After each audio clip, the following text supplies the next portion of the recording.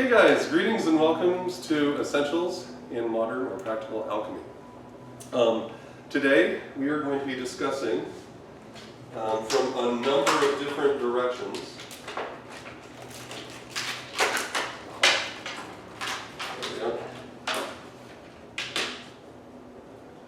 these three words, which are actually descriptive of the same thing. Oh, by the way, before I get too far ahead here, I want to point out that I brought some of my books with me that are part of my personal library. These are just some of the things that I've been using. Encased in here is a Rider-Waite tarot deck. It's a reproduction of the classic Rider-Waite with the actual ink and lots and stuff. The other books here are, I've been asked recently, where do you go to learn for this stuff? It's really hard. It's hard to find good, easy to read source material on any of the stuff that we talk about. It's for a number of reasons, not the least of which is there is a vast amount of personal power that comes from understanding this stuff simply by virtue of the peace that you get because you're able to look at things, the structures of the universe around us and the structures of our politics, and recognize that they're all working on the same kind of principles relative to a language which we're going to talk about. Now in alchemy, the language which we use can be spelled one of three ways, and each way is indicative of an expression of its focus. There is Qabala with a Q, okay? There is Cabala with a C, and then there is Cabala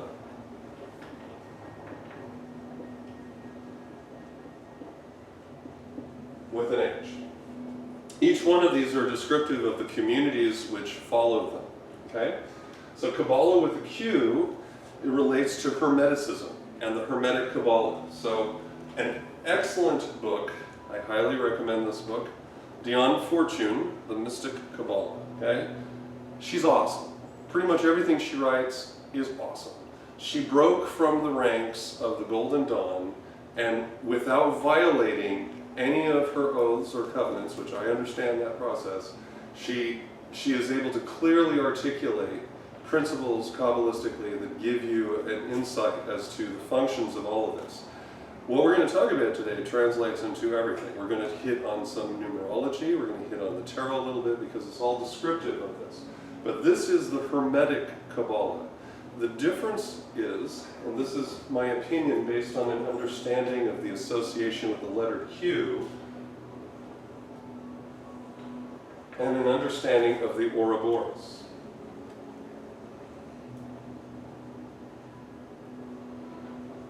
Okay, this is the serpent which is consuming its own tail, right?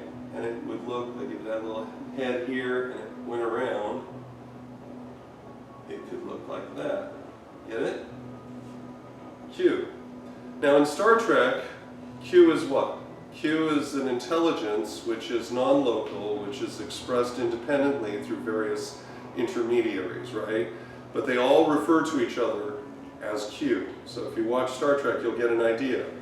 Q is associated as a god relative to their power, right? Because they can do whatever they want, blow up stars, do whatever. And usually the Q, which our Enterprise team always deals with, also the Voyager team deals with it occasionally, is kind of an expression of the god Loki, or Set. It's a chaotic being, right? Which introduces you to new situations by forcing you out of the nest. So the first encounter with the Q in Star Trek is a judgment upon humanity, which then forces us out into the universe, right? First it's at the Farpoint Station, the next encounter we're thrown into the Delta Quadrant, we get to meet the Borg. Okay? So the idea behind that is Roddenberry's expressing what this Q-ness is all about, which is a magical entity. Taking one step farther with the Ouroboros and the association with the serpent, Q is a representative of Quetzalcoatl, which is the white serpent who is tied to the sun. It is the consumer of men, because the sun eats us, right? It livens us, as we learn from the Prometheus legend. but it also is the source point of all of our agitation. In a very real way, when our initial star, Saturn, extinguished and we were then picked up by our new parent, this star, we came back a little wrong. And I've meditated on this point extensively when looking at different ancient cultures, and my focus being Egypt. The obsession is, why all the animal heads? And I think it's an expression of a bleed over of conscious traits. So you get this in like your Disney movies, you know, where they're constantly showing you characters which are all animals like Rango, but they're actually an expression of a conscious state. So in the same sense, if you use that logic and apply it to Egyptology, you can get a sense of a conscious state of the deity represented by the animalistic head. Not all of them have animal heads, and that then is an indication of their lineage. Those which are human countenanced are associated directly as coming from Saturn. Those which are animal countenanced are associated by a cross-breeding between Saturnian influence and the influence of this star. Okay? So all of that then gives you Kabbalah. Hermetic Kabbalah is tied directly to using it magically. And ultimately all of this stuff has magical associations.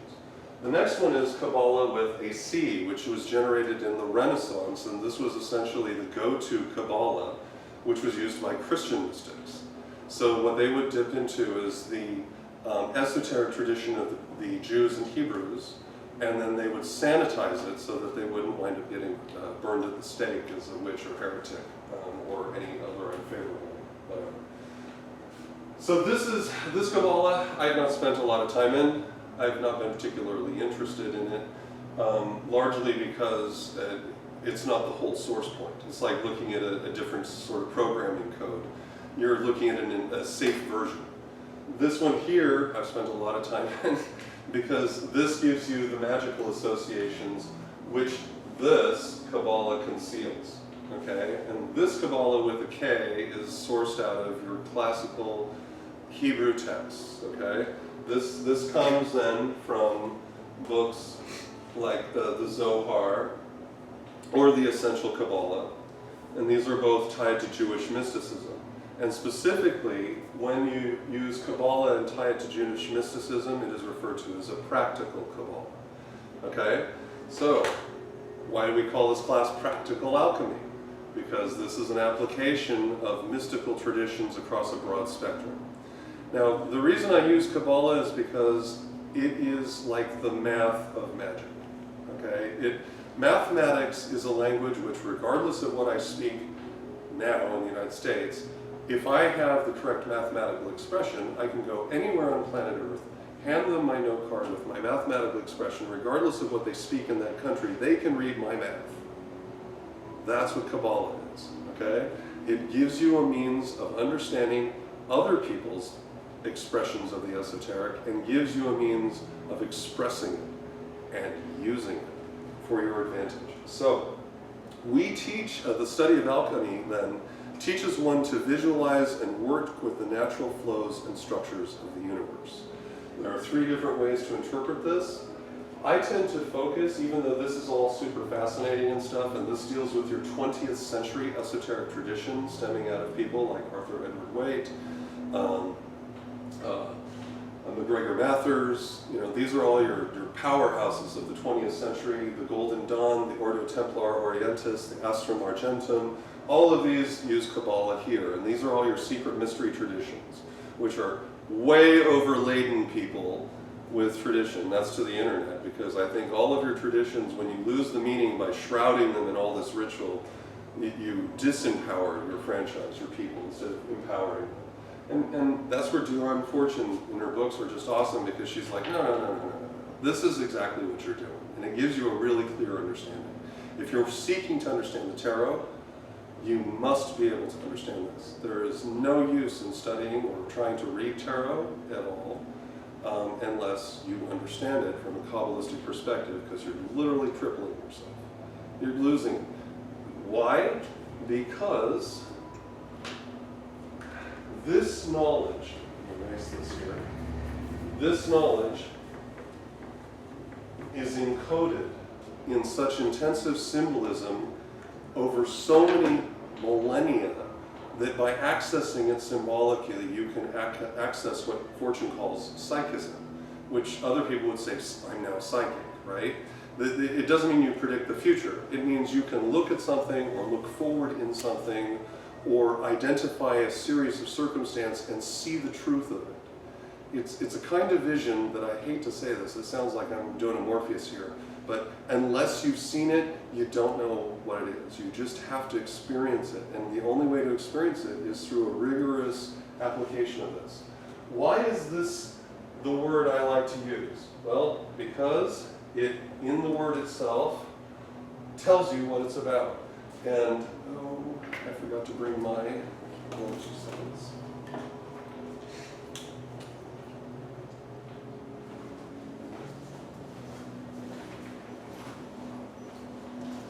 Aha! Ta-da! All right, since it's a small group of you, this will be fun. So remember, I gave everyone a cube. I cheat. I gave you an opaque cube, so you don't get to see nearly all the cool stuff that I get to see with my dollar store cube. Go to the dollar store. Maybe if you're lucky, you'll be able to find one of these. Otherwise, you'll have to go to some kind of. This is a crystalline cube. The advantage of a crystalline cube is it reveals the architecture within it simply by turning it on its point and then looking inward, and then you can see there's another cube in there and there's additional structures, right? This also allows you to turn it edge on, and you can see other structures which are familiar. Those of you out there who are conspiracy analysts, you might recognize that the Georgia Guidestones, when seen from the side, are actually a cube. And I'll let you go and take a look at this. In the center of this cube, and this is one of those fun things, are 3 roses. A rose is a pentafoil, and I'm going to teach you a bit of correspondence here. Always, as an alchemist, seek intertwining relationships between conceptual ideas. So, 3, pentafoil, 3 times 5, that's 15. The association brings me right back to Saturn through Capricorn via the tarot. The 15th card of the tarot is the Devil card, which is associated with Capricorn, which pulls me back to this. So 3 roses is again an expression of the 3 creative forces tied to Saturn. So it could be your Brahma, Vishnu, and Shiva, right? So God, the definition of God, the reason why we haven't ever found a better name to describe the Almighty is because this is a description of a process.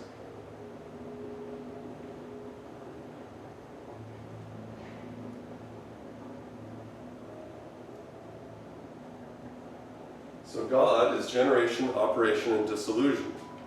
Drawing again from Hinduism, then this would be Brahma, the creator god, Vishnu, the god who mediates and preserves, and Shiva, the destroyer. Bam, right there. So here you guys take and check it out. That's really cool. And you can see all the different ways to look at it. Now with your cube you can do the same thing, but realize that advertisers are using that. Enron, right, they've got a cube that's set on its edge. There's a bazillion other companies do the same thing. So what is Kabbalah? Kaba means cube. And you hear Allah Akbar, right? God is great. So Allah is God. So it is the cube of God.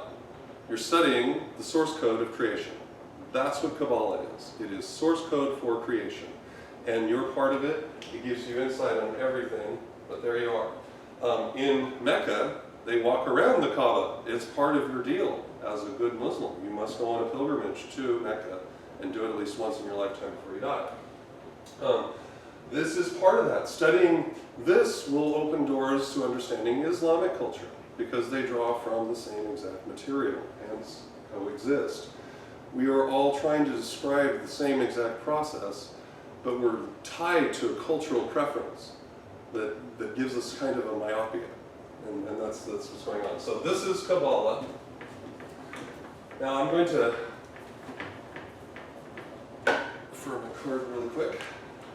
So Kabbalah doesn't have a Jewish meaning? Yes, it comes from Jewish tradition. Right. Yes. So then how Irony. Islam? Irony, right? Irony, come on. Okay. It is so perverse. realize they come from the same roots. If you go scripturally, they both are Abrahamic descent, which is cause enough to go have peace. You claim the same descent, but the descent is divided as a result of birthright. So Ishmael is one descendant of Abraham via Hagar, and I can deconstruct that for us at a later day planetarily because I figured it out. It's really cool. But in brief, it's the product of Saturn and Jupiter producing Venus out of Jupiter. So Venus is the identifier as a hunter because it pursues the sun from evening to morning, right? So in the morning it appears before the sun rises in its pursuit of the sun, or you'll see it in the evening as the sun is setting, and it's pursuing the sun that way. And it's because of its orbital proximity to the sun that it appears that way.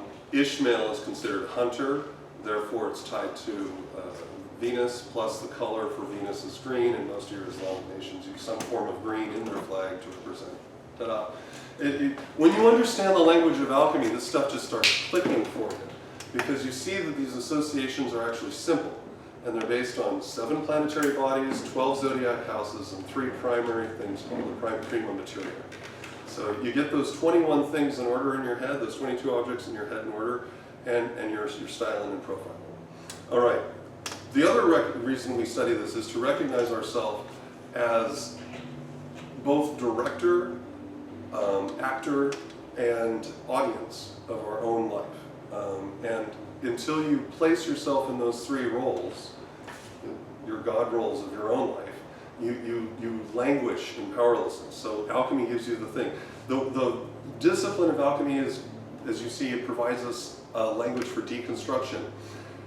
Now, I was asked this morning, in fact, I woke up, thank you, by the way, Jerry. I got an email this morning at 8:30. It was like the best way in the world to wake up. And it was super duper positive. And Jerry asked this question, so I figured I'd throw this out because we're going to answer this as a product of our discussion today. His question is, why is alchemy not talked about? And the second is, how can I truly start studying it? So part of the studying involves looking for books like these, which are a bit simpler. Part of it comes from just looking for people like me who are willing to teach you because it's awesome.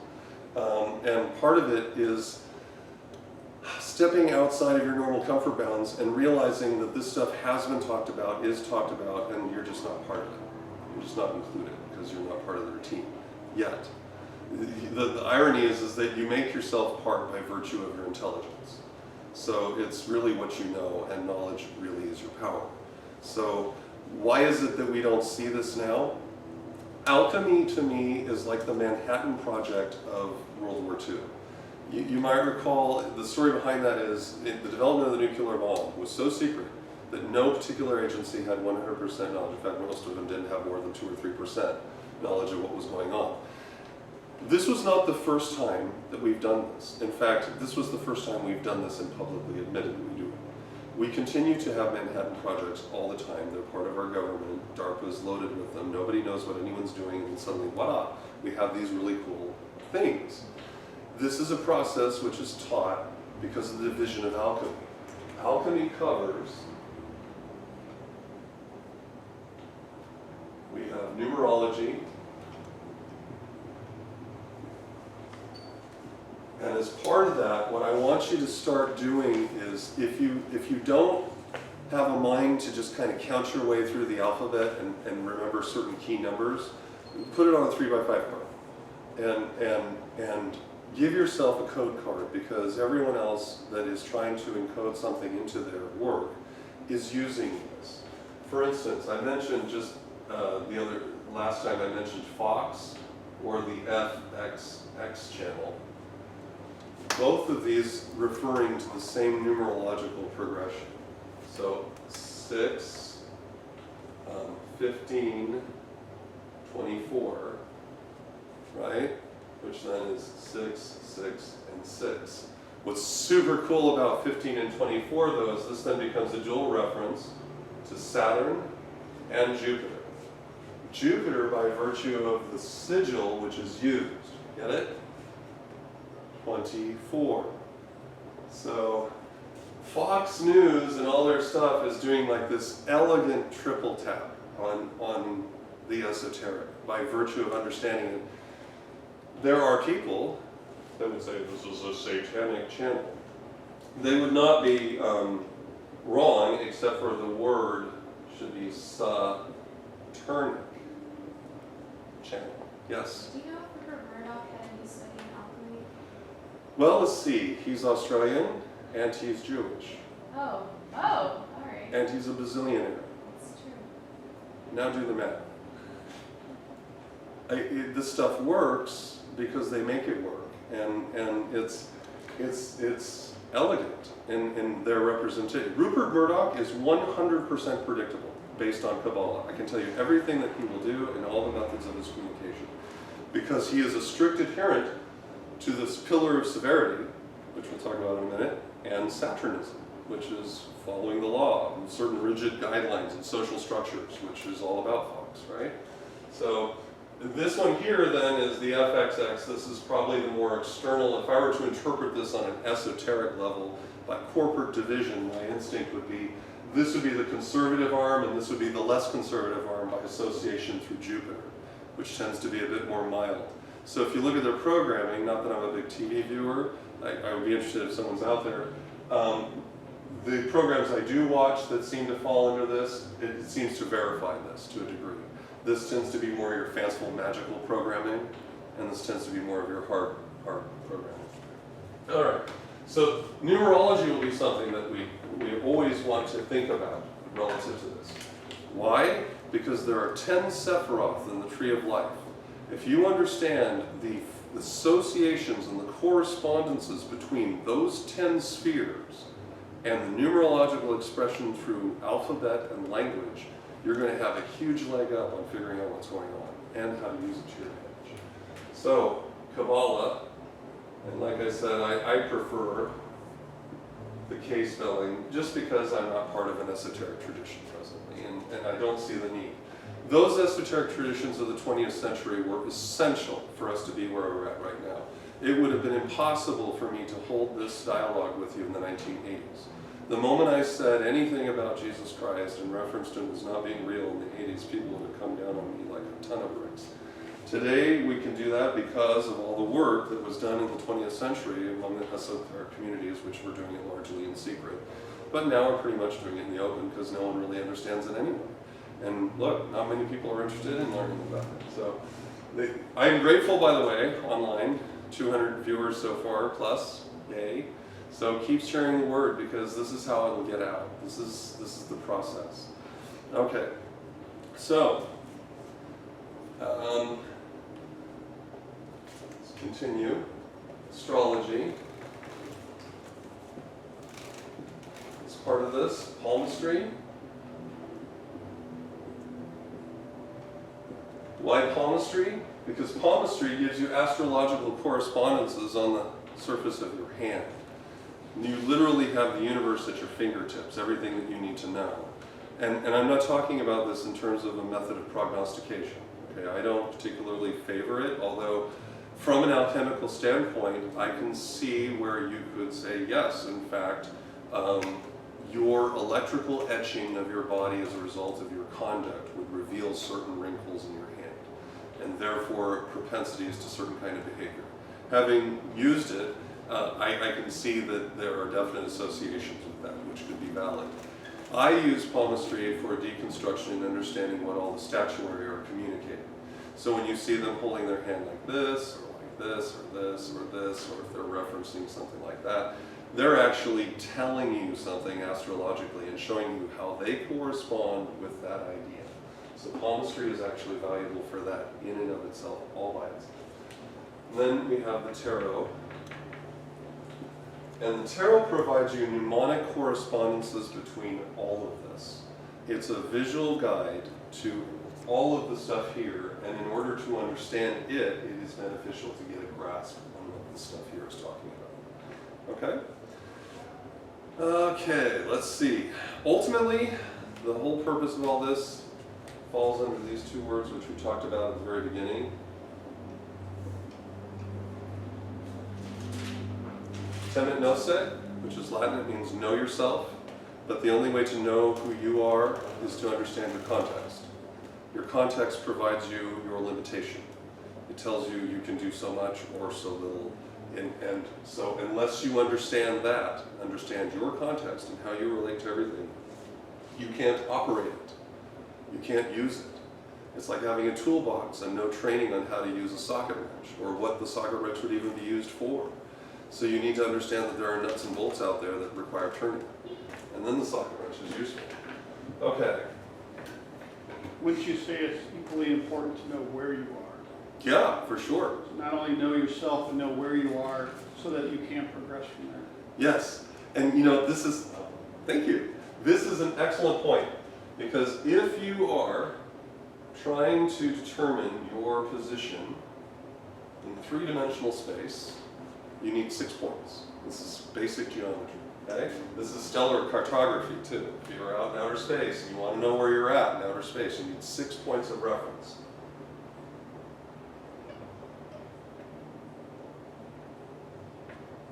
What's that? It's Q.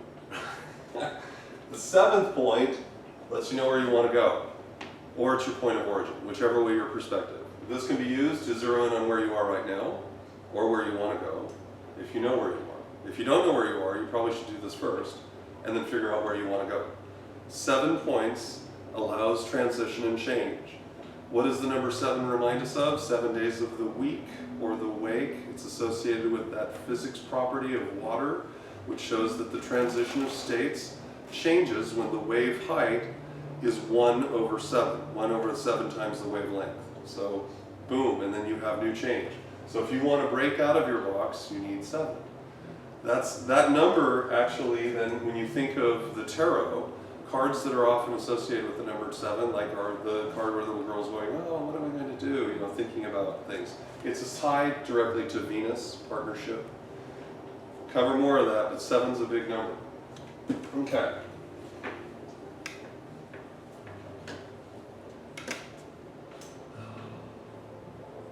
Probably the biggest reason why you want to study alchemy is it opens the door to a timeless state. And what I mean by that is time is a tool, not a dimension. It is something that we use to achieve an understanding of a progression from one state to another. You cannot point in the direction of time, hence it is not a dimension. Dimensions are used to show you locality. Time is non-local. It's entirely relative, and it's based on our interpretation of witnessing other events cycle.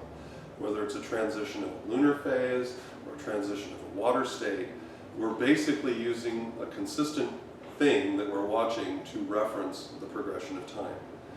When you eliminate your concern for time as being a barrier, the study of alchemy and the symbols involved with it allow you to have mental congress with your ancestors. It opens the door. It literally is like from the book of Malachi in the Old Testament, where it says the hearts of the children will be turned to their fathers and the fathers to the children. It provides you the nuanced method of doing that because you're looking at something, a statuary or what have you, that was looked at for 10,000 years before you got here, and may well be looked at for another 10,000. It gives you that tie to that, and it helps you decode. But most importantly, it helps you ask the right questions. And by that I mean there are some right questions to ask. Wrong questions, everyone says there's no wrong questions. There are less productive questions, And by that I'm drawing from the movie I, Robot. You ever see that with Will Smith? And he walks around with this little holographic token of the guy who ultimately you find out suicided himself by robot. Okay? Spoiler, sorry. And he'd throw it on the ground, and the hologram pops up, and then he asks it a question. And the conclusion, when he gets to the right place, at the right time, and asks the right question, the hologram says, now you've asked the right question. Voila, illumination, figure it out. And that's the way it works with alchemy, is learning all the missteps and recognizing that this stuff has been kept secret because it empowers you, okay? So, keep that in mind. All right, let's talk briefly here.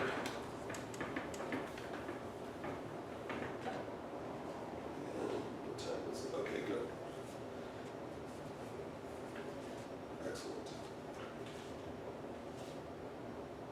Last week, we covered this in brief.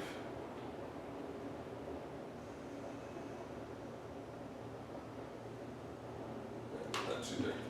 Hang on.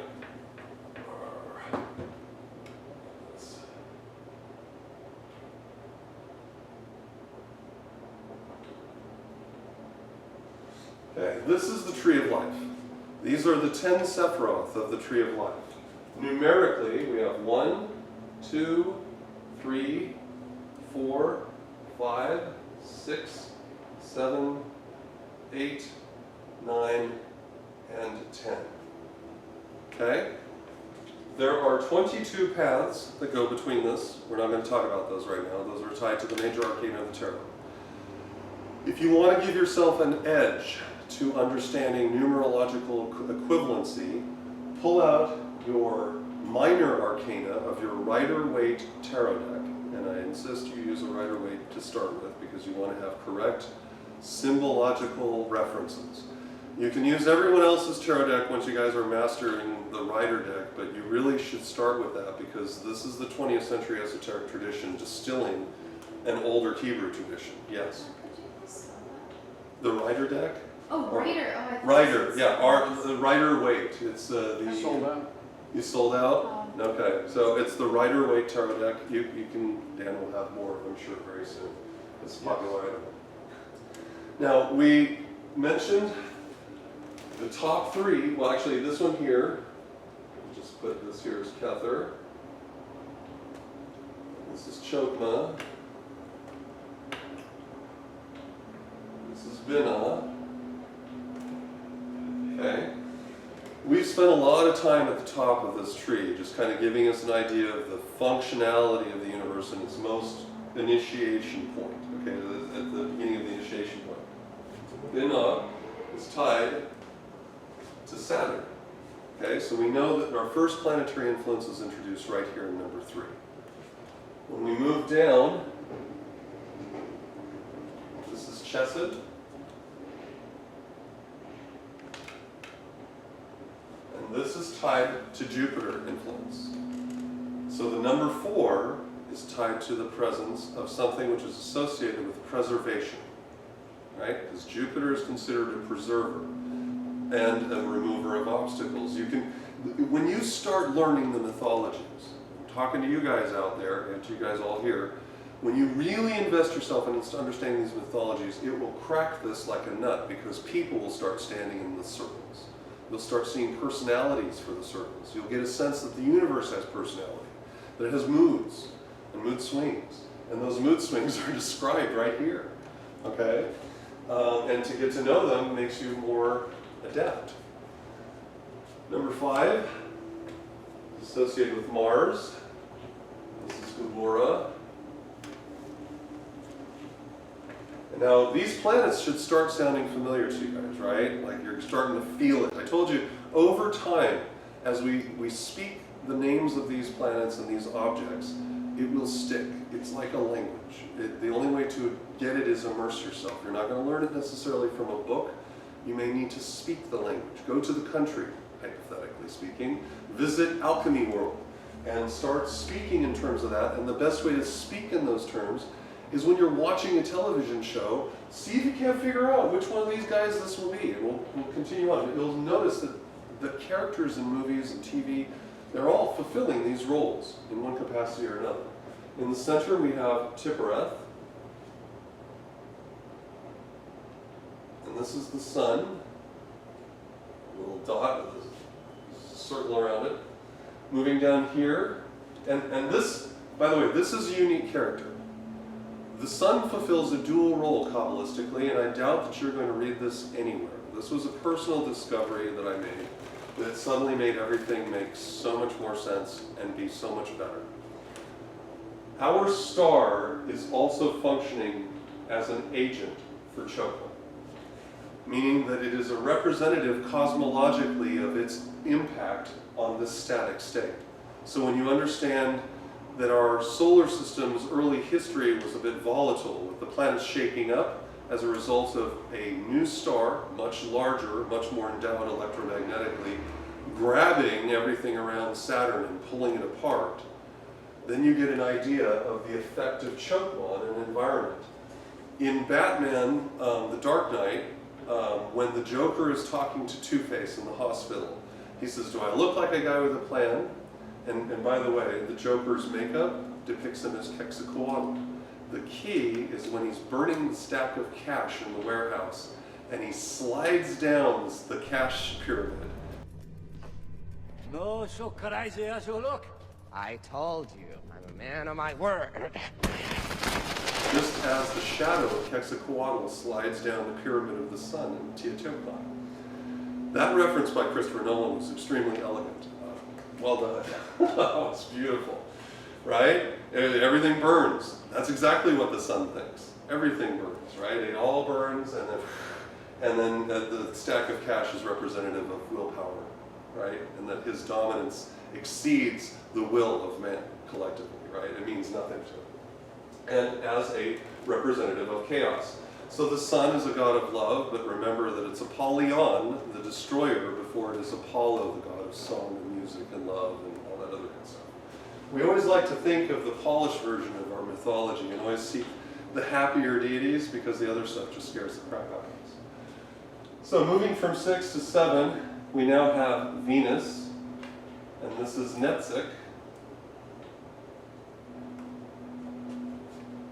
From here, and Venus gives us this beautiful partnership. We've talked about her already with the discussion of 7. So moving over here, we get Mercury.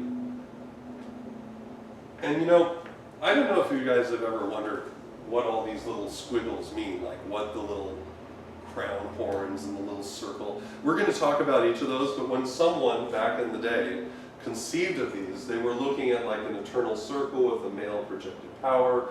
They were visualizing something so that understanding that these symbols aren't just arbitrary, but they're associated with cosmological states and representative of the power tied to these things, these ideas, okay, these functions.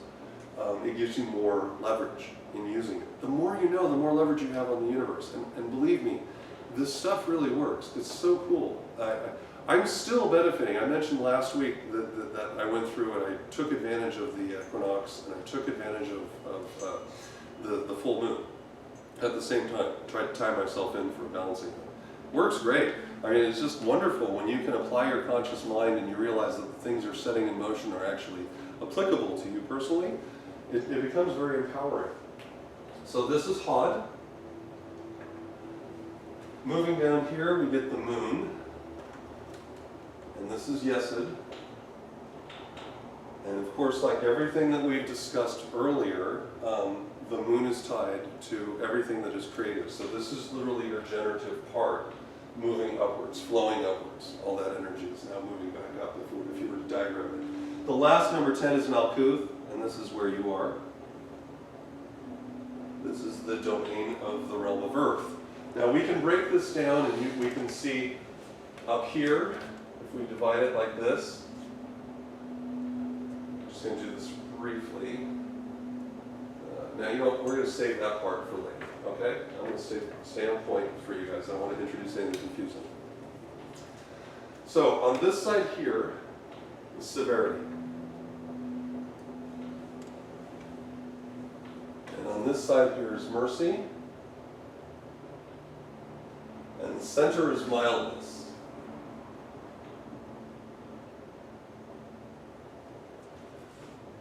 Knowing this, since this is an election year, you can now decrypt everything that's going to happen over the next several months and what everyone's going to say, because they're all playing to a script that is Kabbalistically written. Remember when we talked about the eyes of Horus? The left eye is blue and the right eye is red. So Dr. Xavier would use that as a pickup line and say Horus was heterochromatic, right? Meaning as one. I know, I get my geek points. I have all sorts of geek points. So it's an expend reference. A pickup line that Xavier would use when he was young was, he would say, hey, you've got heterochromia, you're a mutant. So Horus suffers from that, one eye being blue, one eye being red. This, right here, this is one eye of Horus, falling under Jupiter, and the other eye, under Mars, is right here. These are the eyes of Horus within your political government. Blue and red. Democrat, Republican. Now let's prove it. I've written an article on this, and you're welcome to check it out. It actually also is, this is Satan or Saturn, and this is Lucifer. They are not the same person. Never were, never will be. They don't even understand each other. So Luciferian ideals will involve public consciousness, internal locus of control. These are all virtues tied to Jupiter. Okay, benevolent government, which is self-government, because under the pillar of mercy and under Chokma and the lesson taught by the sun, this is all about the self. On this side, under Binah, this is all about the community. We use the liver and the heart to distinguish the two by their functionality, right? The liver is the cop on the block that says, good blood, bad blood. The heart is not a cop. The heart is saying, blood is blood is blood is blood, and everything goes. So, other things, Venus is associated with partnership.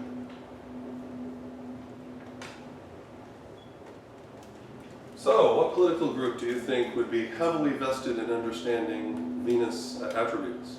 This is everyone for equality in marriage. Partnership falls under Venus. So, you will never find a political candidate who declares themselves a Republican to ever support that. It would be astonishment because they would be breaking the script. That's not their deal.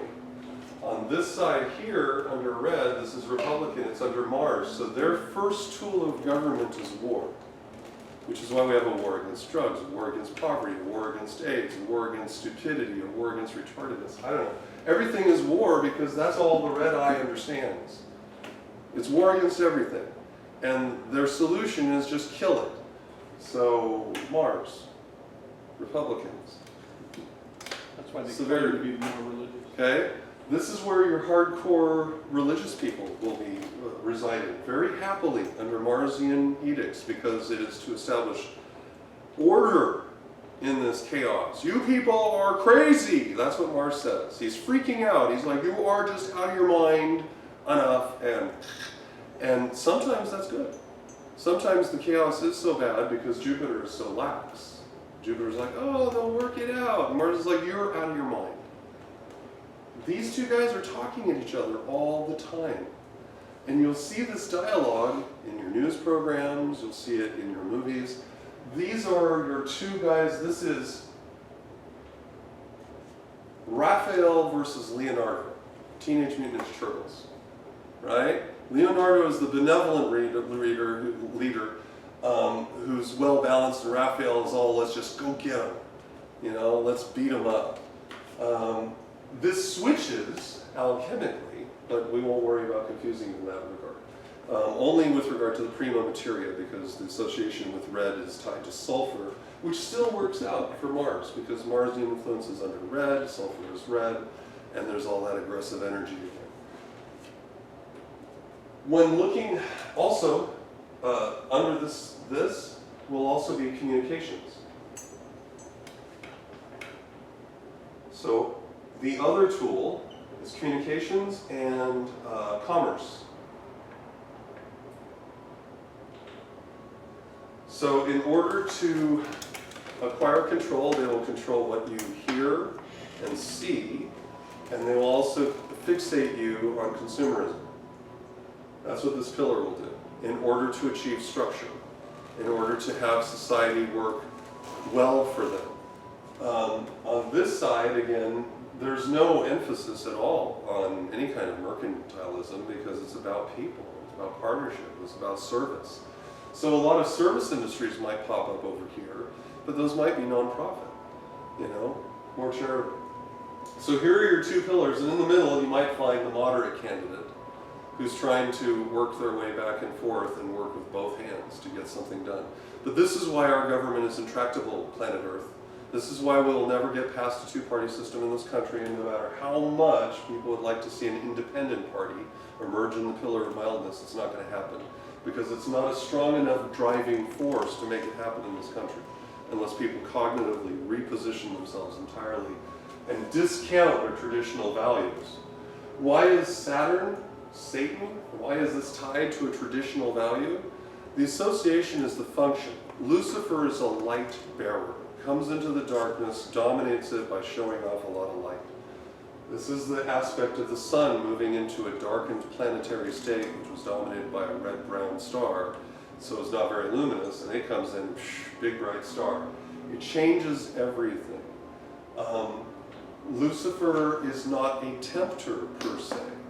The tempter is actually Satan because he understands that there are rules, and so it literally falls under the idea of the mother who sets the jar of cookies on the table and tells the son or daughter, no touching of the cookies.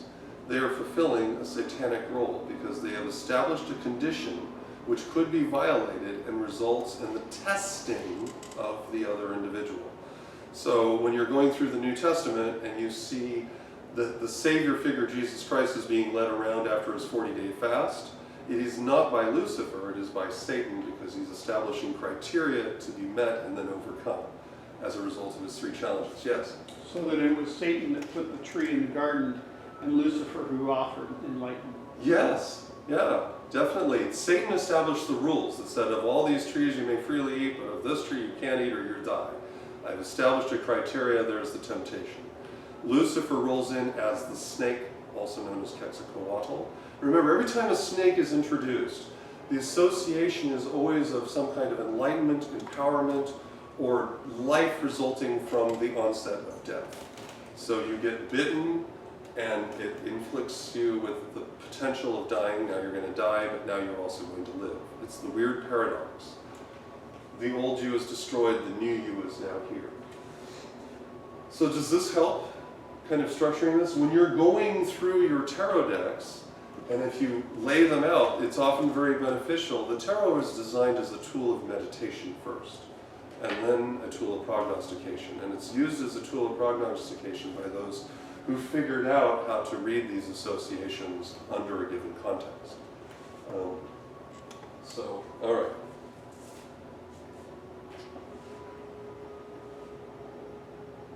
Okay, so now that you have some elementary understanding of the tree, are you guys kind of comfortable here? When you're, do you guys have any favorite TV shows you watch? Shoot one out. What's a favorite TV show? Anyone like Stargate? Anyone like, what's a newer show that you guys like? I surprisingly watch a lot of pop culture. No? No one watch anything? How to Get Away with Murder. How to Get Away with Murder. I don't think that one's good. It should be a fictional representation. iZombie. iZombie. iZombie could definitely be one. I honestly haven't watched enough of that to get a grip on using that as a pop culture reference. It's Always Sunny in Philadelphia. Thank you. Okay, that one is an excellent It's a representation. great show. Okay, that is a deconstruction of Egyptian mythology. All right, and you have Denison D. Reynolds. DR is their initials, so it associates you then with a delta and the significator of the R, which would then tie you to the god Re. They are what I would term, and thank you, good. We can now talk about dualism. And I know that Victoria is really happy that she's not here today because I won't use her for dualism. But anyway, so you have Dennis, you have D, you have Dennis, right? And those are what I consider a Horus type, or a dualistic representation of the god Re Horakati. I probably mispronounced the Horakati. I think it's a C.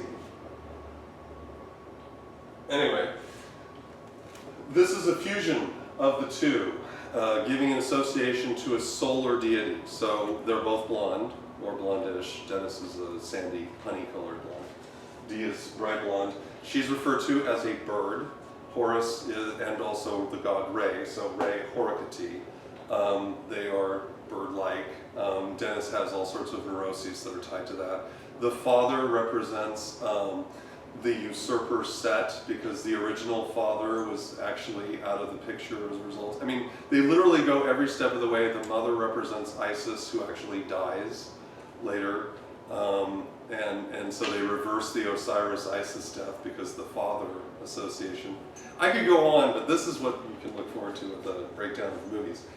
Essentially what you get is you get a masculine and a feminine representation of exactly the same dualistic principle. So if you take the twins, and there are twins, and they face each other in the show comically, they're looking at each other. Dennis is all about doing what's right? There's even a point where he has all sorts of anxiety because he can't eat an apple unless it's been peeled because he's not allowed, you know?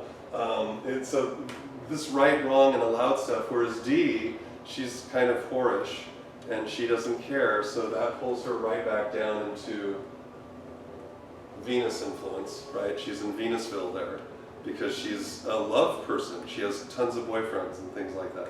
So you get to see the depiction of the two pillars again. It's nice that Dennis has the darker blonde hair between the two of them because that again pulls him onto the Saturnian side. So these are examples of what you can do. If you look at Charlie, Charlie represents the sun. And they even go so far as to exhibit Charlie as the sun that Charlie writes a musical called Dayman, which is awesome! What is going on up here? I never know, man. Daylight. Yeah, I like that. Dayman. Dayman. Fighter of the night, man. Champion of the sun. You're a master of karate And friendship for everyone. A dayman, that's it. Dayman. Fighter of the night, man. Champion of the sun. You're a master of karate and friendship for everyone. Dayman. Dayman. Nice, we'll get the... Fighter of the night, man. Champion of the sun. You're a master of karate and friendship for everyone. Dayman. Stage free. Don't say stage freeze, just do it. If you watch anything about Sunny in Philadelphia, at least go on YouTube and watch the Dayman song. Because he's Dayman, he's the master of the night man, he's the ruler of the sun, he knows martial arts. And anyway, it's a clearer representation that Charlie is the sun. Charlie's also what? He's the wild card. He's the chaos implement. He's the thing that throws the weirdness into the whole situation. Again, the sun. That show is strict Kabbalah. And you can figure out the entire plot line just by looking at what they would do. If you're out there trying to learn how to write a script, learn Kabbalah. If you want to write a story, learn Kabbalah because it literally puts your characters in and then you'll know exactly what they'll do every time. Yeah. There's also the first episode where they reference him as the wild card and they can't make anything work. And they're like, well, we don't have the whole team together. We need every aspect or it won't work. Yes. Yes. So it really is very clever. And there are many shows that go through that and they give you these archetypes. Modern Family takes a full advantage of it by distributing the family into these archetypes. So yeah, so there's that. Okay, so let me quickly check the time. Oh, we're doing great. Got a couple more minutes. All right, last thing to talk about. I am pretty sure it's not too soon for this. All right, we talked about how the cross is actually a cube that has been laid out in 2 dimensions, right? And we've talked about how the Shekinah, or the Star of David, is also the cube, right? You can see the little cube inside of there. And we've related that, of course, to Saturn by virtue of its association to the North Pole. There's a video I have online that talks about that and shows you how the North Pole of Saturn has had a consistent hexagon appear. It's just there, it's part of its North Pole. And this is probably, our fixation probably is because at one point we were looking at it from the polar perspective, and then we realized that everything around us emulated this, from beehives to grasping a bunch of straws and pushing them together, it'll automatically form. Ultimately, this shape is a representation of that, which is the flower of life. This is the start point of the flower of life, the seed of life. The flower goes out a bit farther. And the tree of life is actually more of this. It's just descending down. So if we drew more circles, eventually I'll have enough where I can actually pop all 10 Sephiroth down and you'll see it.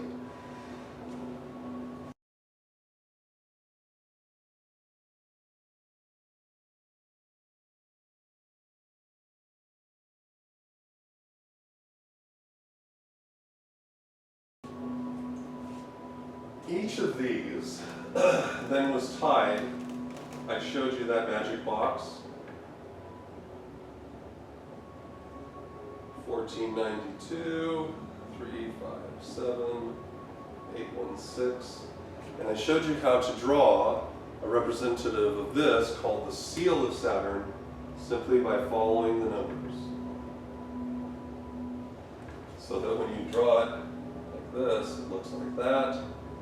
Looks like this. It has a line through the center. Okay? And we learned that things that have diamonds in them most likely have an association with all of this, which is all the same thing.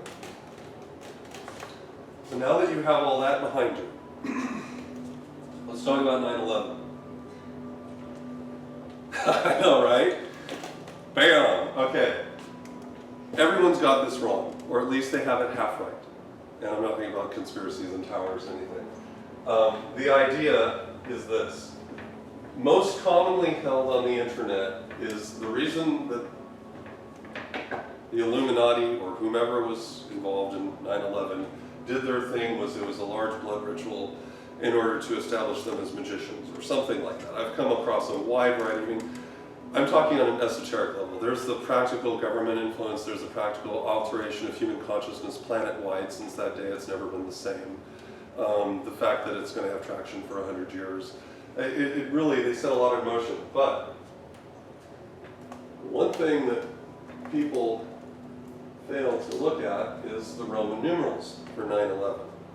So this is 9, and that's the number for 11. And if you take them together,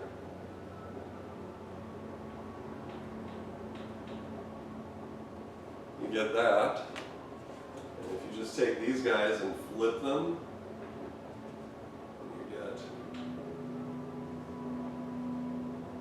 that. 9/11, simply revisualized, okay? This is the kind of sophistication and elegance that gets used as a cognitive thought form.